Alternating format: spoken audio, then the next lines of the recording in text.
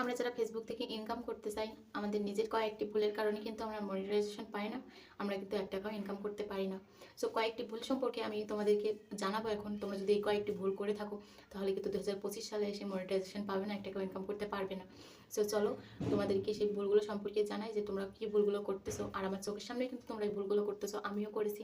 আমি তো ভুলগুলো শুধরে নিয়েছি, আশা করি তোমরাও ভুলগুলো শুধরে নেবে। আর আমি যে ভিডিওটা করতেছি সম্পূর্ণ ভিডিওটা দেখবে, তোমাদের অনেকই উপকার হবে। আপনারা যদি এই ভুলগুলো মেনটেন করে চলতে পারেন, তাহলে ফেসবুকে ইনকাম করতে পারেন।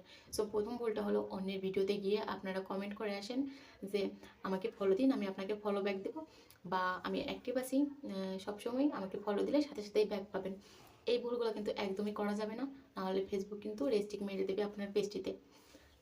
আমি ছোট ইউজারদের বলবো, তোমরা যদি এই ভুলগুলো করে থাকো, তাহলে এখন এই ভুলগুলো থেকে পিছিয়ে আসো। কারণ এইগুলো যদি করো, তাহলে তোমার না হয়তো 2-4টা ফলোয়ার্স বাড়বে, বা 100-1000 ফলোয়ার্স বাড়বে, কিন্তু এতে তুমি ইনকাম করতে পারবে না। তুমি যখন 1000 ফলোয়ার্স হবে, তখন কিন্তু তোমার পেজটিতে রেস্ট্রিক্ট মেরে দেবে। তোমার যদি এখন ফলোয়ার্স 4-500 হয়ে থাকে, আর তুমি যদি এখন পোস্ট করে থাকো যে ফলো দিলে ফলো ব্যাক দিব, তাহলে পোস্টটা এখনই ডিলিট করে দাও।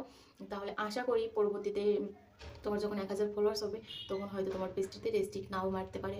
দ্বিতীয় ভুলটা হলো আপুদের নিয়ে। আপুরা যারা রান্নাবান্নার ভিডিও করেন, ফেস দেখান না তো কোনো প্রবলেম নাই, বাট আপনারা কোনো কথা না বলে, অন্য কোনো ভিডিও না দেখে সোজা চলে যান কি মাছ ফ্রাই করছেন, মাংস ফ্রাই করছেন, এগুলো দেখান। যে গ্যাসে আগুন জ্বলছে, এগুলো দেখান। এগুলো কিন্তু একদমই দেখানো যাবে না।